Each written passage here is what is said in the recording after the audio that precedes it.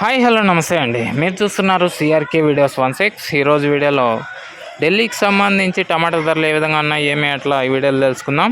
ఈరోజు 21వ తారీఖు జూన్ నెల 2025 శనివారం.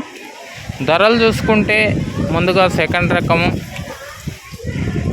250 నుంచి 350 లోపు సెకండ్స్ నడుస్తుంటే, ఫస్ట్ క్వాలిటీ అంతా కూడా 350 పై నుంచి 450 500 లోపే ఫస్ట్ క్వాలిటీలు అయితే నడుస్తున్నాయి. ఇవి ఎంత నాటి రకాలంతా కూడా 500 లోపే నడుస్తున్నాయి.